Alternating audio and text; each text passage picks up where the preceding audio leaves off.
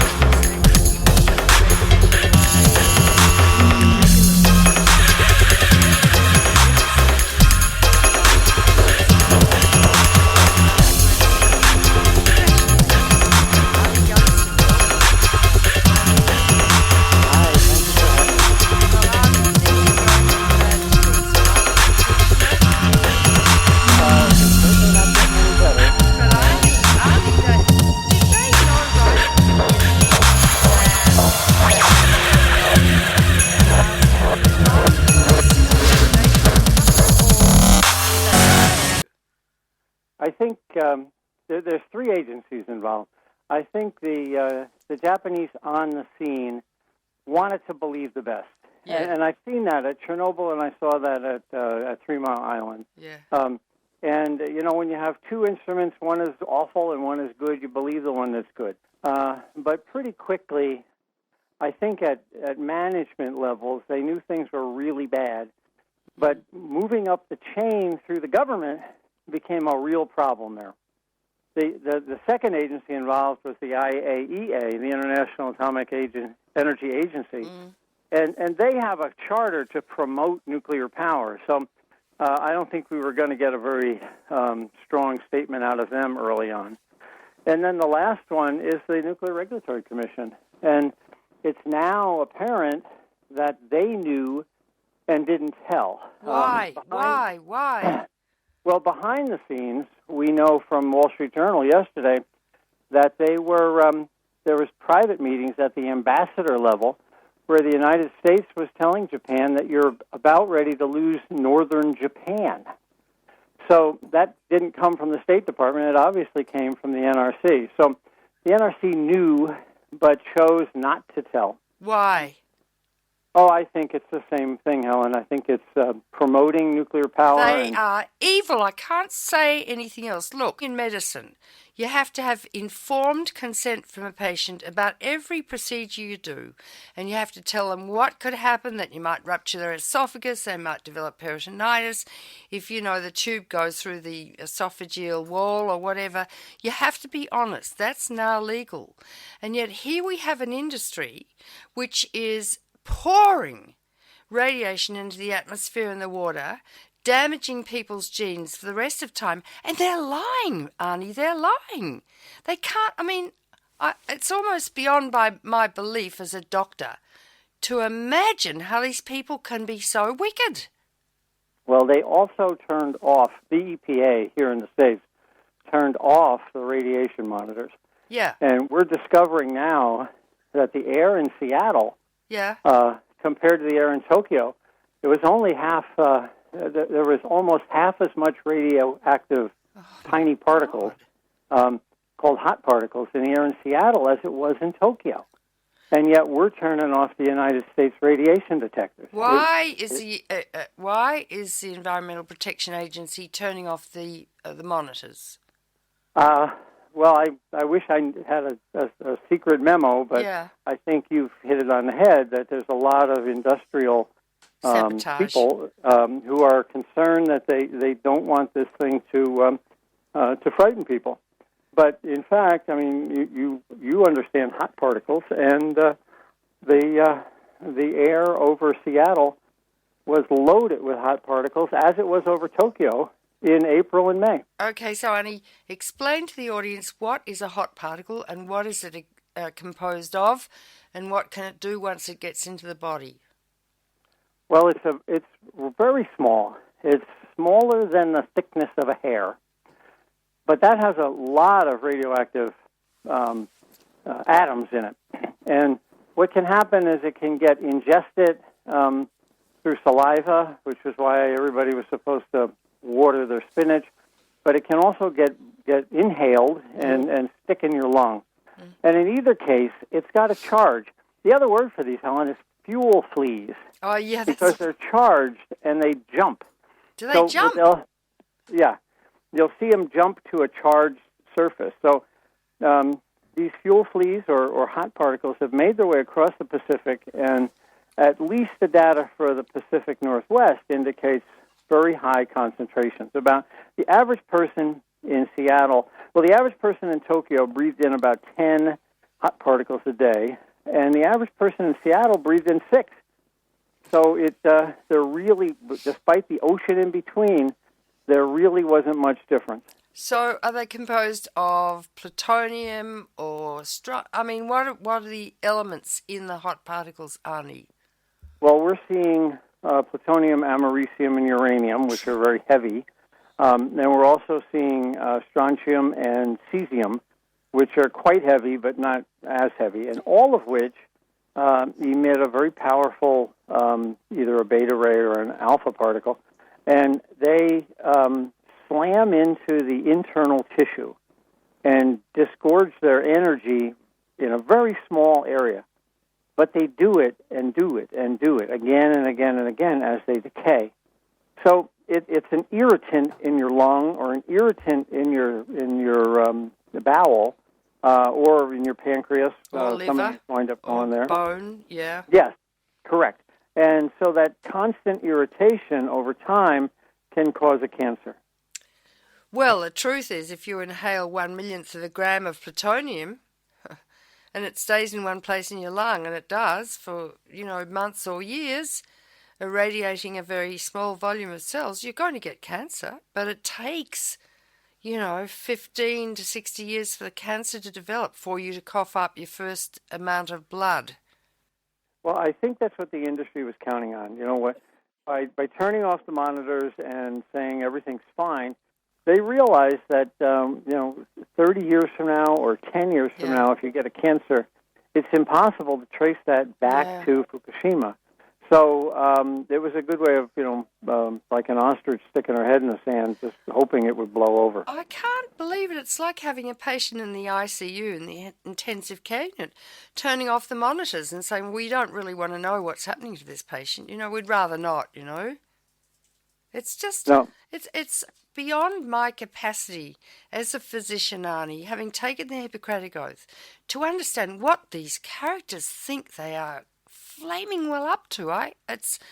Now, what I want to know from you, Arnie Gundersen, because you're on CNN, you're on all sorts of television programs, is there a rising tide of deep concern and indeed anger amongst the American people about this? This cover-up. I think in the United States, more and more people have become concerned, especially in the last week. Yeah. In addition to the doubling of the radiation estimate, and it's actually more like tripling, Helen, because they doubled what was released in the first week and are now comparing that to what was released. Doubled the estimates. The estimate. All of the detectors were blown to smithereens. So it's all total estimates. They haven't a clue how much got out or is still getting out, right? That's correct. They have no idea. So how can they estimate if they have no monitors? They don't know what's happening, and then they find, oh my God, we've had a meltdown. Oh my God, we've had another meltdown. How can they possibly estimate how much radiation escaped and is escaping into the air and water? How can they? Well, I think the difference between this accident and Chernobyl is that scientists have the internet and they can be independent and share information. Yeah. We're seeing people are sending us automotive air filters from Japan. Yeah. And we're examining those in the lab.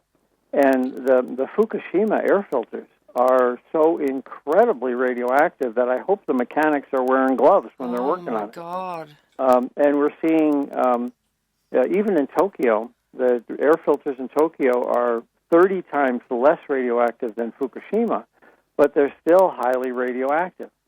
So, and what elements have they got? What are you measuring? The strontium, the cesium, the plutonium, the americium, or not? Or just you are? All of that. Well, initially, the first swipe is hot particles, and then once we find the hot particle, we can use a scanning electron microscope to hone in on it and determine exactly what element it is. And we've seen a witch's brew, the cesium-134, 137, strontium, etc. So they clearly were in the air in April and May because we've got the evidence now in the form of automotive air filters. Okay, so now, and then I read during the last week, Arnie, that the Japanese government have decided that people can eat the radioactive food because they need to keep their farmers settled and in business and keep them happy so people can eat the radioactive food. Did you read that report too? Yes, and the same with the school children, where they just suddenly said school kids can get what industrial workers can get. It's absurd, and it's unconscionable. Yeah. I was on the radio the very first week saying that they should evacuate pregnant women and young children out to 40 kilometers at least. Yeah. And, in fact, they started at 10 and eventually got to 20. So they clearly did not want to provoke a panic. I think in their mind it is better to deal with the medical issues a year or 10 out than it is to lose money this year. So is it money? I mean, there's always a statement, you shouldn't cry fire in a crowded theatre, or you'll create panic and people, trample over each other trying to get to the exit and kill each other in the process. Is it that sort of dynamic that they didn't want to create panic, A, or B, is it because they not wanted people to know so that their investments, which are absolutely huge in nuclear in Japan and the United States, would not be threatened? I think both. I'm conscious when I'm on CNN or when I'm on this show.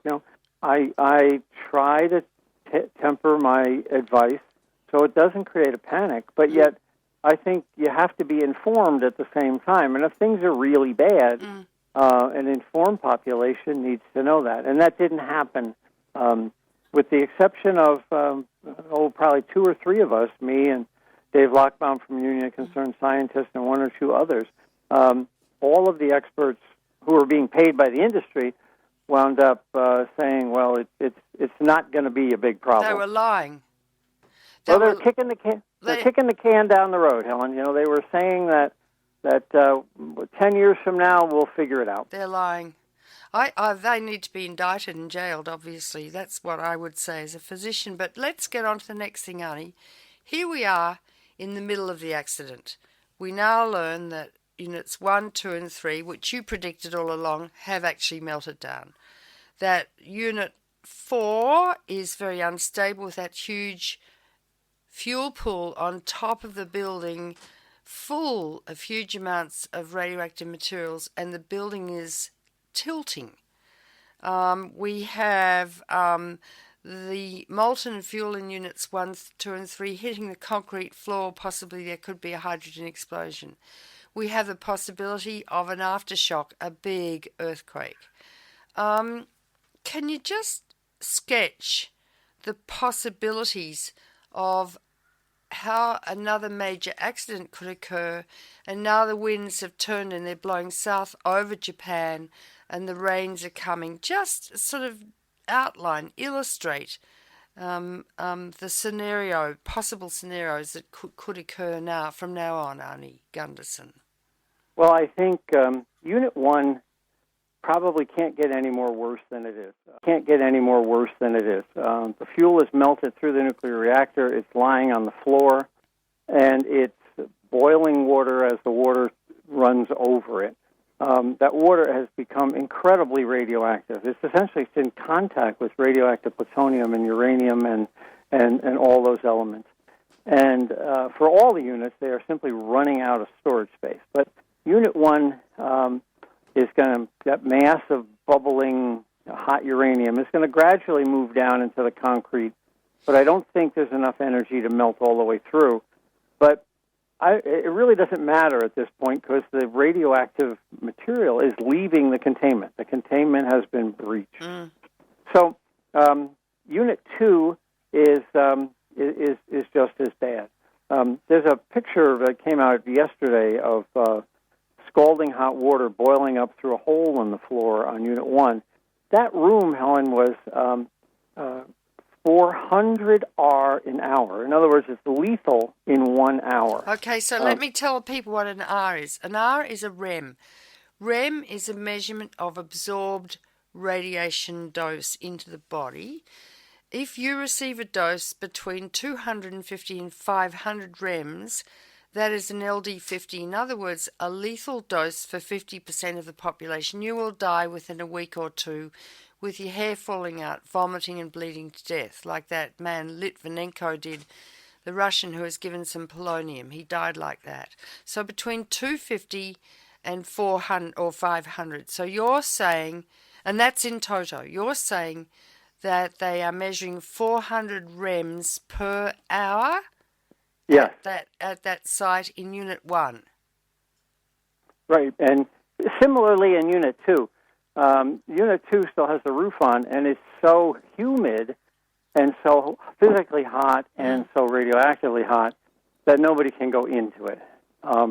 So Unit 1 and 2 are as bad as they're going to get, are not getting any better, but I don't think, I think they're just going to continue to ooze liquid and spray steam into the environment for months to come.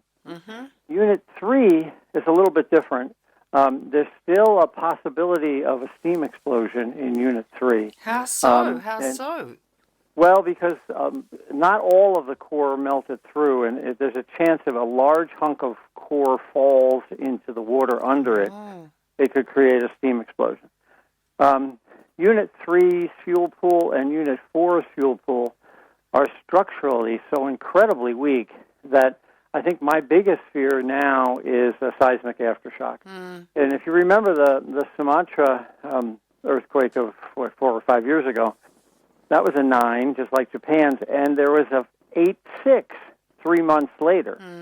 So Japan is not out of the woods as far as major aftershocks. Unit 4 is tilting, and Unit 3 is pretty much bombed out and destroyed. And a major earthquake could cause those fuel pools to fall. My advice to my friends in Japan is if you hear that fuel pool has collapsed, leave. Because there's no science here. No one ever thought of nuclear fuel lying on the ground and not being able to be cooled in a nuclear fuel pool. So we are beyond the point where anyone has ever analyzed if the fuel pools collapse. So if there's a major earthquake that causes the buildings to topple, my advice is leave. Yeah, that's if you could get a plane out. I mean, maybe you should leave now. Because can't you imagine? I mean, there will be panic if people understand, and everyone lining up at the airport to get on planes, and there won't be enough planes. Yeah, that's a major concern.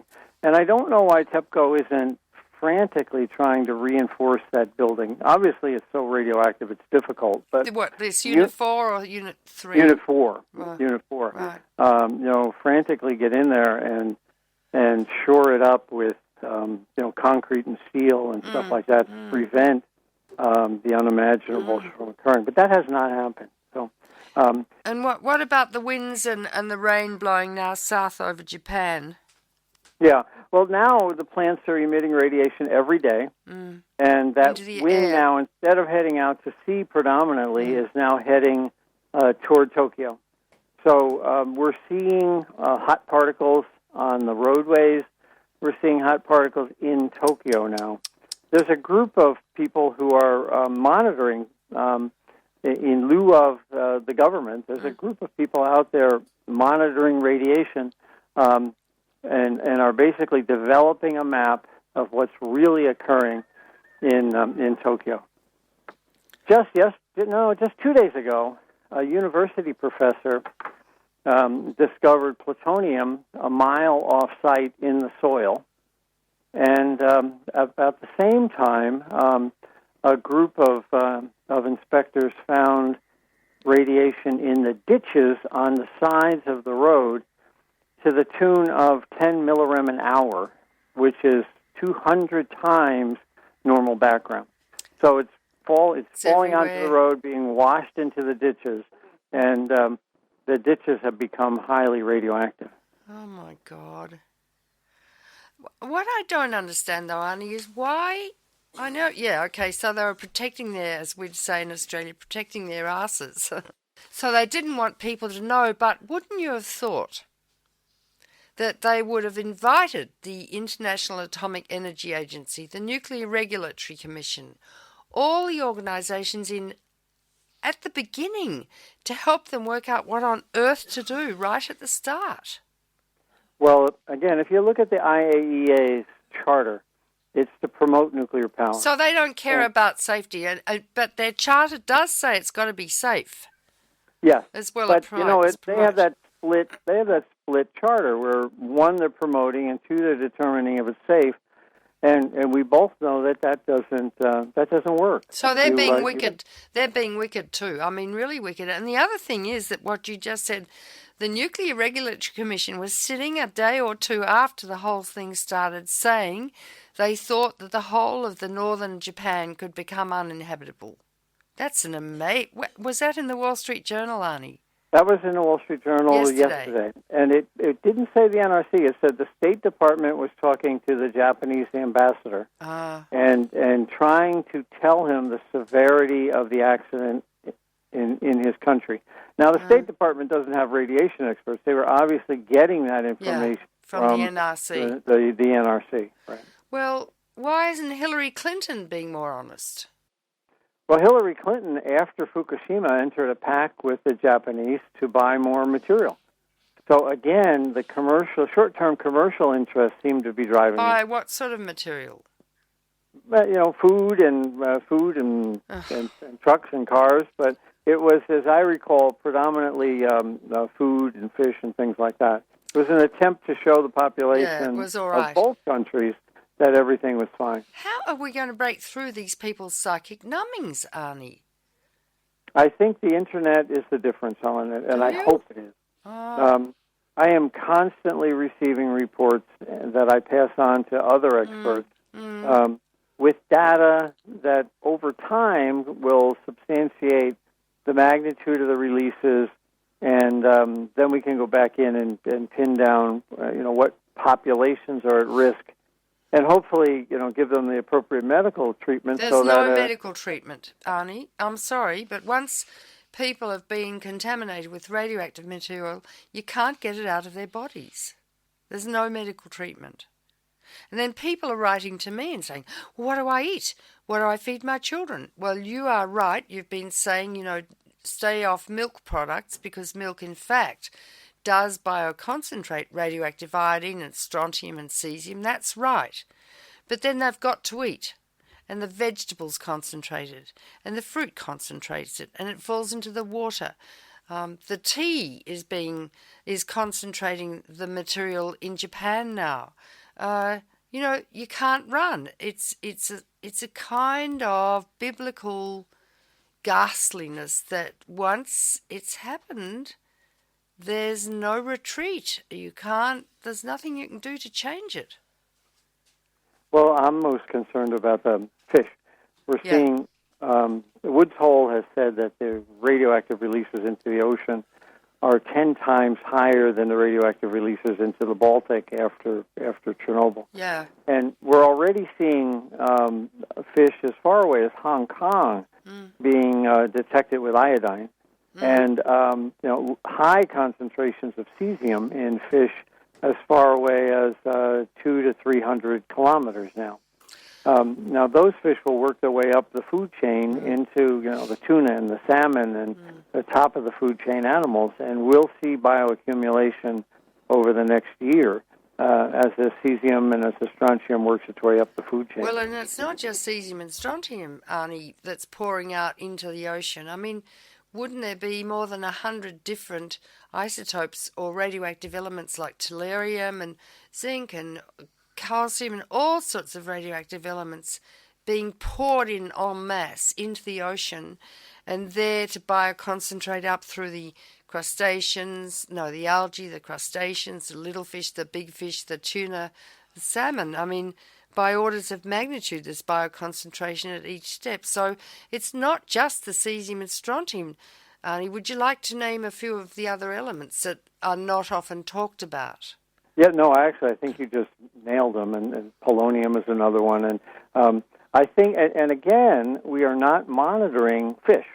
And sooner or later, a shipment of tuna is going to fire off a radiation alarm as it enters the United States. Well, if they've got a radiation alarm, because they don't... Well, our ports are monitored for terrorists. I know, so, but... we'll pick it up in a terrorist radiation alarm. Think so? And we'll say, oh, my God, it's the tuna. I think that will happen in the next year to year and a half. Well, what about the tuna being bought in Washington State, or caught, or the fish, or, because fish swim thousands of miles. And I hear that the EPA is not monitoring the fish that are being caught on the West Coast. Is that correct? No, they're not. I think it's a little too early for measurable amounts. Yeah. The ocean currents have not carried much of the radiation to the West Coast, and the bioaccumulation hasn't worked its way up the food chain too much. I think it's about a year out before we wind up with contaminated fish on the West Coast of the U.S. Now, what about, you live in you live in Vermont, and radioactive fallout is being detected in Massachusetts and in Vermont, in milk and the like. Tell us your scenario if there really is another major aftershock or a collapse of one of the reactor molten fuel masses, and there's a steam explosion, a hydrogen explosion, or whatever. And what do you think could happen in the United States, or is it because the winds now have turned from blowing east to west across the US to blowing south over Japan? You think that'll make the US relatively safe because the climatic conditions have altered? No, I think you said it right earlier. You can run, but you can't hide at this point. These particles at a micron or 2 or 3 microns are small enough that they will get up in the jet stream and carry the way into the States and into Europe. So I'm not convinced that things like cesium and strontium, but that whole witch's brew that you discussed won't get here. Now, will you be able to stand outside with a radiation detector and say, "Oh my God, there's a lot"? No, it's all about hot particles and ingesting a particle that then causes a lot of local damage in a lung or a GI tract or a pancreas or a bone. That leads to a cancer. But it's never going to be something where you can stand outside with your Geiger counter and detect it, which makes it so insidious. Oh, it's insidious and cryptogenic and silent and insidious. What do you call them, those hot particles? Nuclear fleas? Fuel fleas. Fuel fleas, yeah, that's the language that nuclear engineers use. What gets me is that nuclear engineers know all this stuff, and I found it fascinating, your latest video, Arnie. You were talking about evacuation and how the NRC calculates how much radiation will get out if there's a meltdown, and you said that they determine that if there's a meltdown, only 1% of the melted material will escape, right? And then of that, I don't know, they cut it down so finely, and using those totally artificial estimates, they then work out who should be evacuated from where and from how far out from the plant. I mean, that was an amazing thing to me, Arnie. Well, no, thank you. Yeah, the website is Fairwinds for your listeners with an E in the middle, and yeah, the industry and the NRC got together and came up with assumptions, and they are purely guesses at how much radiation can be released. And at each step along the way, it gets smaller and smaller and smaller to the point that we have very, very small evacuation zones. And that's all about money. You know, it's all about a plan to remove people from a very close-in distance is obviously a lot cheaper than a plan to go out to, I'm suggesting 80 kilometers. You're suggesting 80 kilometres of evacuation zone, but how could you possibly evacuate people around Indian Point from 80 kilometres around? You know, you've got Westchester and, you know, highly populated areas reaching right down to New York. Well, I ever mean, since talk the about 19, gridlock. everybody has known since the 70s that locating Indian Point that close to New York City was a mistake. And yet, you know, we're considering giving them a 20-year license extension. To me, that doesn't make a lot of sense. It didn't make a lot of sense 40 years ago to do it, and why do we want to double down on that bet for another 20? Well, Arnie, we know that there's a big movement now of people living around Indian Point and indeed in Manhattan to oppose Indian Point. They actually want it shut down, not the lifetime extended. Do you think that that movement's going to be powerful enough with the NRC and the powers that be to do that? Well, the NRC has never not approved a license I extension. know, So, I know. but in the case of Indian Point, there's the state of New York is against it, Yeah. and the governor of New York is against it. So for the first time, there's a political coalition that may affect whether that plant runs for an extra 20 years. Are you going to be able to close down Vermont Yankee, seeing that your governor wants to and the Senate's voted for closing it down, and yet there's a lawsuit from Entergy, who owns the blasted thing, to keep it going? Well, the people of Vermont have spoken, and that's that the unit should be shut down. Entergy is suing the state, and now it's a legal battle, and I don't really want to speculate on what a federal judge is going to decide. No. Right in your bones, Arnie Gundersen, nuclear engineer, uh, give us your sort of gut feeling, emotional reaction to what is now going on and has been going on in Fukushima, from all your knowledge and background and understanding. Well, I guess there's a bunch of feelings. A deep sadness for the people off site, an incredible respect for the workers who are risking their lives. I mean, these people know that the likelihood of a cancer is much increased, and yet they go to work every day. But you know, at its core, I feel deep respect for Mother Nature, and I have really come to the understanding that we are not smart enough to outsmart Mother Nature. There will be something thrown at a power plant that we haven't anticipated, whether it's a tsunami, an earthquake, a hurricane, a tornado, God knows what. But man is not smart enough to manage one of these. Given what Mother Nature can throw at us. So you used to think, as a nuclear engineer, that man was smart enough to master Mother Nature, did you? Oh yeah, when I left college, the math behind nuclear power is enthralling. I mean, if now I have a saying: sooner or later, in any foolproof system, the fools are going to exceed the proofs. Oh, that's too true, Arnie. That's too true. What we really have to do now is to rise above the wave of money and power. You know, the last thing we haven't discussed is President Obama's absolute fixation on nuclear power. Do you want to just briefly mention? Well, his large largest campaign contributor early on was Exelon, and they have 17 nuclear power plants. So it doesn't surprise me that the advisors he chose are pro-nuclear. I don't think he's getting good advice. The money for new nukes doesn't make any sense. They are so astronomically costly in comparison to alternative energy and smart grids that I don't know why we're doing it. On closing the old ones, I'm sure, again, that gets to the point where all of his advisors have a vested interest in that outcome. Yeah, but wouldn't you think that man is intelligent enough, Arnie, and intuitive enough, and he's a father of 2 little daughters he adores, to really get it?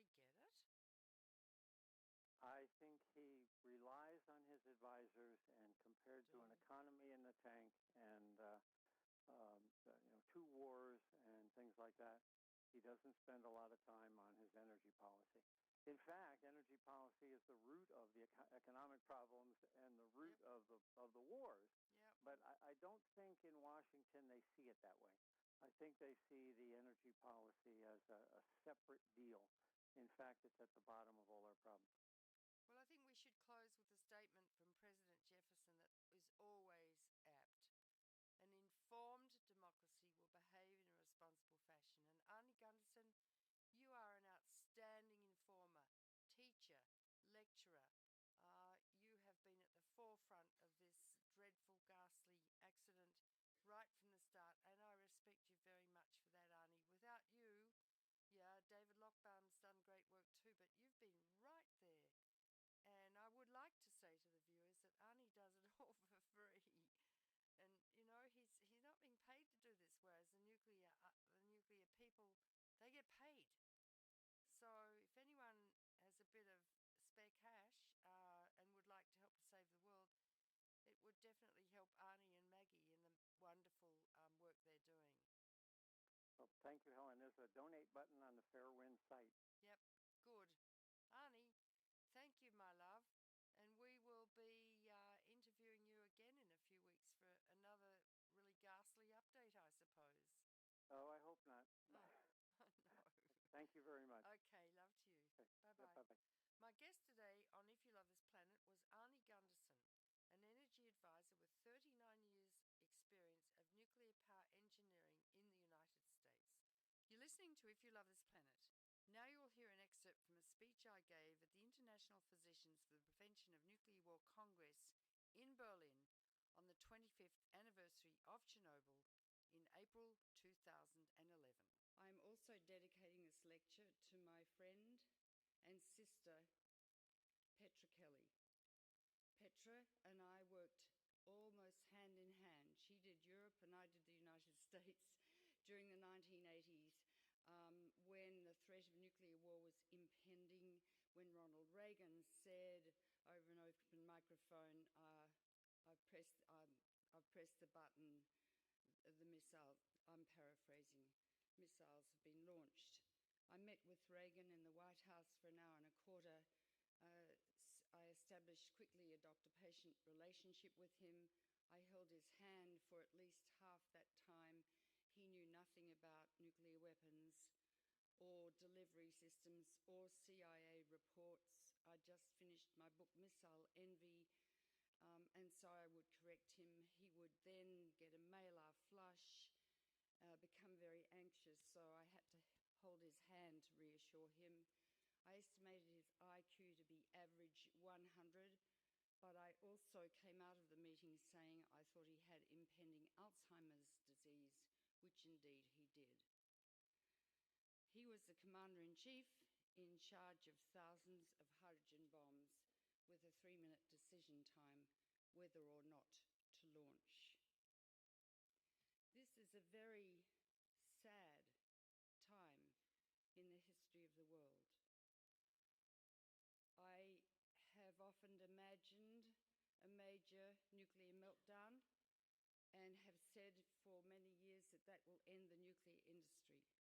I never imagined 4 reactors having various stages of meltdowns built on an earthquake fault by a very capable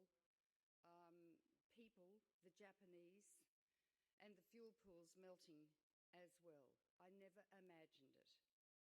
When I first heard about it 4 weeks ago, being a physician, I extrapolated the prognosis. If indeed one or more of those reactors break through the containment and we have another Chernobyl or 2 Chernobyls, that will mean millions of cases of cancer in the Northern Hemisphere. How hard do we work to try and save a child's life who's dying of leukemia or Wilms tumour? How hard do we work to try and save a woman's life who's dying of metastatic breast cancer? The medical dictum says if we have an incurable disease, the only way and recourse is prevention. The nuclear industry was begun. Well, I've got a fascinating book here. It's called Radioactive. It's about Madame Curie and Pierre Curie. And it's relevant, I think. When they first discovered X-rays, electricity, radio, the telegraph, the X-rays, and radioactivity at the turn of the 20th century, a series of invisible forces were radically transforming daily life. The advances were dazzling. For some time they blurred the boundary between science and magic. If invisible light could pass through flesh and expose a human skeleton, was it so fantastical to believe in levitation, in telekinesis, in communicating with the dead? And this began a whole spiritualist movement in the mid-19th century which seduced millions who were promising contact with the divine through ghosts and spirits. So we've always been fascinated with radiation, as was Madame Curie and Pierre Curie. They gave birth to death.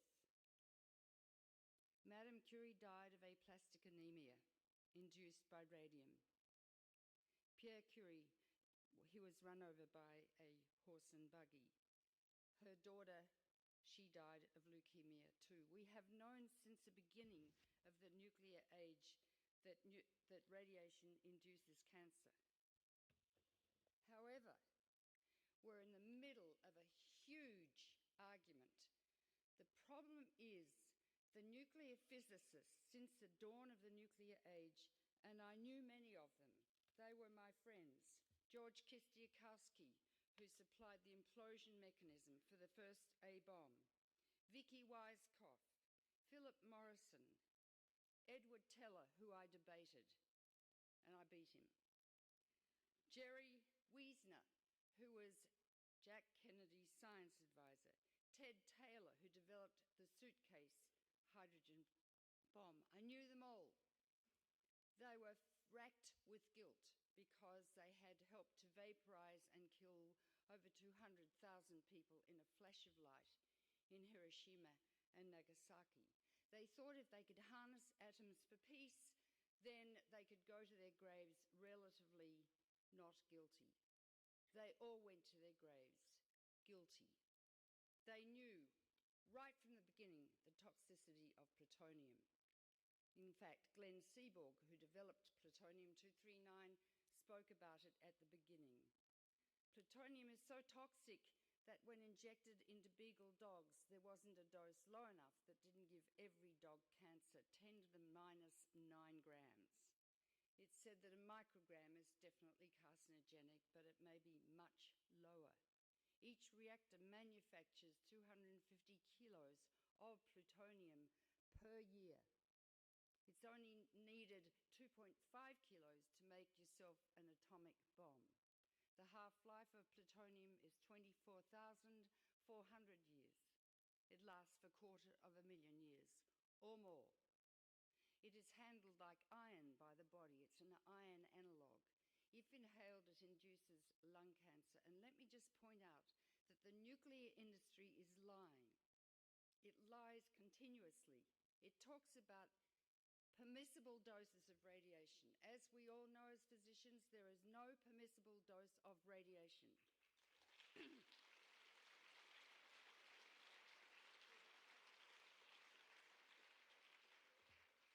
As we know as physicians, it is background radiation that induced evolution. Advantageous genes survived. Fish develop lungs, birds develop wings. We, this magnificent species with a huge neocortex, opposing thumbs, standing on our hind legs, I happen to think we're an evolutionary aberrant.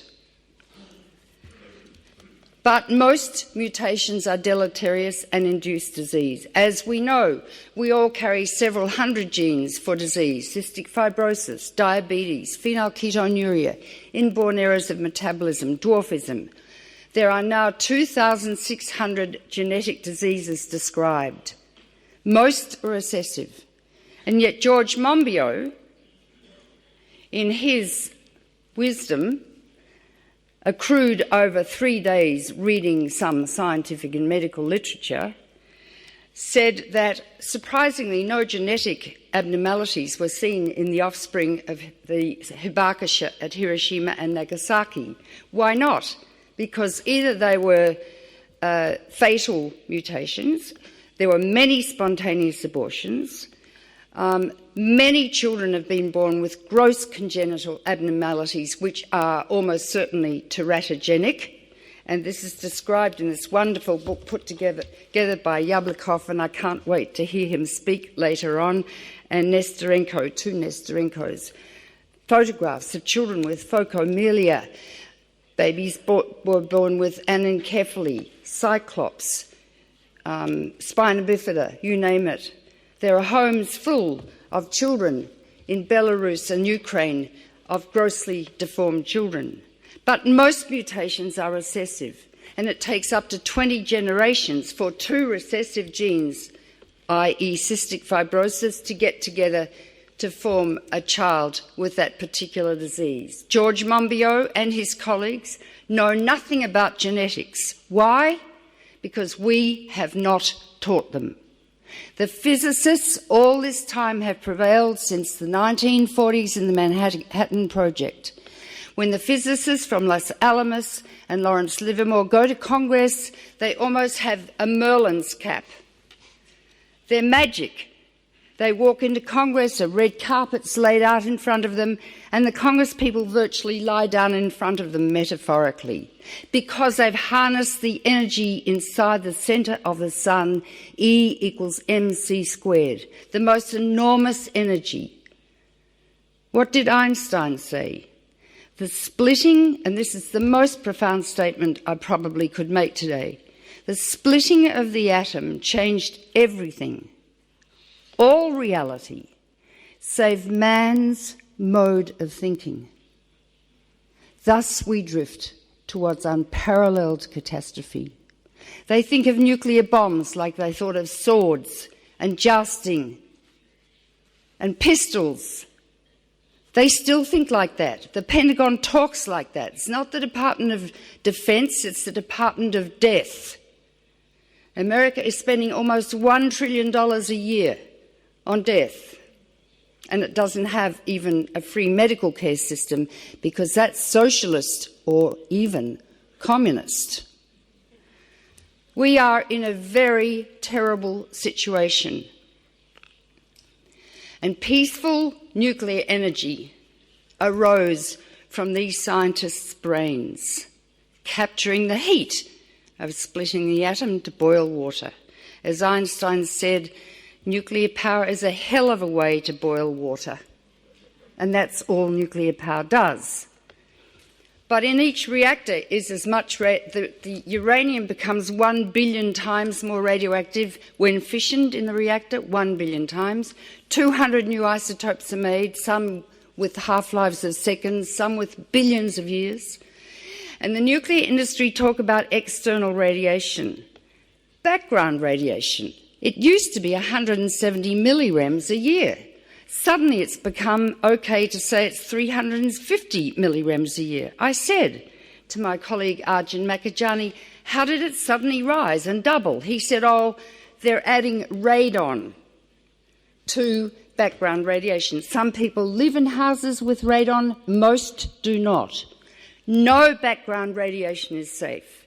It adds already to the numbers of cancers we see now, maybe 30% or more. The Bear Report of the National Academy of Sciences, number 7, said that no radiation is safe, it's cumulative. Yet, everyone gets a dental X-ray once a year. Alice Stewart, she discovered that one X-ray to the pregnant abdomen to the fetus doubles the incidence of leukemia in that child's lifetime. She was shunned by the nuclear industry for years and made fun of. Her data now stands and is accepted with scientific validity. We do not learn in medical school what internal emitters are. I did not learn what gamma radiation was, but I learnt later that it is produced by radioactive isotopes, cesium, strontium, cobalt-60, and we use it in the treatment of cancer. People are confused. Why do we use radiation to treat cancer? We don't explain that radiation kills actively dividing cells. That's why the fetus is thousands of times more radiosensitive than adults, why babies and children are 10 to 20 times more radiosensitive. We've got X-ray machines at airports to walk through. They're irradiating fetuses. They're irradiating babies. They're irradiating immunocompromised people. This is wicked. And what do? Nothing. What did I learn? I was not taught in medical school what an alpha emitter was. I was not taught it was a particulate composed of 2 protons and 2 neutrons, which travels not very far. It doesn't penetrate dead layers of epidermis to damage living dermal cells, but it's grossly mutagenic. And it produces high levels of radiation to a very small volume of cells in the lung. Tiny volume. And as radiation decreases with the square of the distance, most cells die, but on the periphery of that volume, cells remain viable and mutate and develop cancer. People do not understand the latent period of carcinogenesis. They think that if you get irradiated, you'll drop dead. Sure.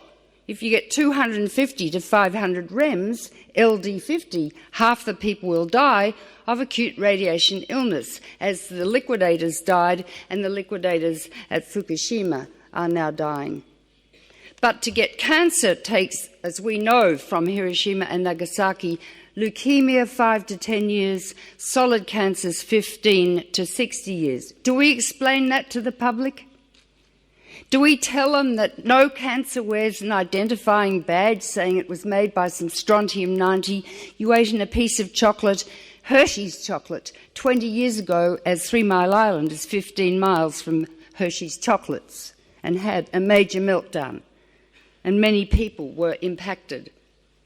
I didn't learn about, I want to just finish, plutonium, iron analogue, combines with transferrin, transferred to the mediastinal lymph glands, where it can cause lymphoma, stored in the liver, where it causes liver cancer, goes to the bone marrow for hemoglobin, causes osteogenic sarcoma or leukemia, crosses the placenta, which lets nothing past except iron, where, like thalidomide, it's teratogenic. It has a predilection for testicles and deposits just next to the spermatogonia, the precursors of the sperm, where it induces mutations that will be passed on generation to generation, while if the man is cremated, his smoke goes out the chimney to get into another man's testicles. And so we can see an exponential increase in genetic disease and deformities for the rest of time, called random compulsory genetic engineering. How dare they? And we're not the only species with genes. 30 million other species cohabit the planet with us, all of which have genes, all of which develop congenital deformities and genetic disease and malignancies. I didn't learn about beta radiation, which is given off by radioactive iodine-131. I didn't learn about beta radiation given off by cesium-137. I didn't know what cesium was. It's a potassium analogue, ubiquitous in the body, induces brain cancers, rhabdomyosarcomas, rare as hen's teeth. I didn't learn about cobalt-60, which is not a fission product but an activation product. I wrote about all of this in this book recently, Nuclear Power is Not the Answer. People don't understand that internal emitters induce very high doses of radiation. It's not low-dose radiation, it's high dose. High dose. And yet we don't teach them this. And without understanding, we have an uninformed population. An informed democracy will behave in a responsible fashion, and that's what we did in the 80s. We informed people about the medical implications of nuclear war. Most Americans in 78 said to me, "Oh, it's better to be dead than red." I said, "Really?" They said, "Yeah, we don't want to be communist." So we started doing the bombing run and dropping bombs on Boston and describing the medical implications. Vaporization up to 5 miles, lethal burns up to 20 miles, and they'd wake up in the morning and look at the Boston Globe and say, "Ooh, nuclear war is bad for our health." In 5 years, we educated 80% of Americans to be opposed to the concept of nuclear war. Petra and all of you educated Germany and Europe. The whole world rose up and helped to lead to the end of the Cold War. However, the weapons were not removed. We are living with death machines. Death, which is silent, cryptogenic, latent, takes a long time to develop. Only we, the medical profession, understand cancer. And yet we're not teaching the ordinary people nor the scientifically illiterate politicians what this means, the latent period of carcinogenesis, the toxicity of these fission products. Angela Merkel, yeah, she's a physicist, good. She understands the danger of Fukushima, good. But does she understand the radiobiology? And unless people understand this, we are doomed. That was an excerpt from a speech I gave in Berlin in April 2011 at the International Physicians for the Prevention of Nuclear War Congress on the 25th anniversary of Chernobyl. Thanks for listening today. Look, I know it was a fairly emotional interview on my part. I can't help it. I'm a physician, a paediatrician.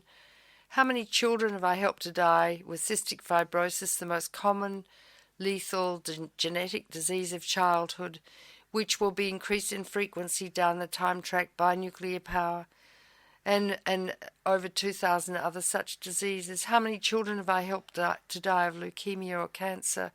It's the most heart-rending experience you could possibly imagine.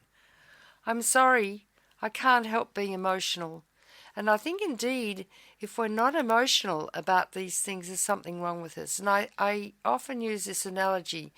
If I have two parents in my office and I tell them that their child has just been diagnosed with leukemia and they show no emotional response, I get them a psychiatrist because they need help with their grief. Thanks for listening today. We'll be with you next week. You've been listening to If You Love This Planet with Dr. Helen Caldicott. This program is broadcast on community radio across the United States, including our host station, KPFT Pacifica, Houston, Texas. This program is produced and engineered by Jazz Williams, co-produced by Scott Powell, and our publicity and outreach are coordinated by Amanda Bellerby. To listen to previous shows or to make a donation, go to our website, ifyoulovethisplanet.org.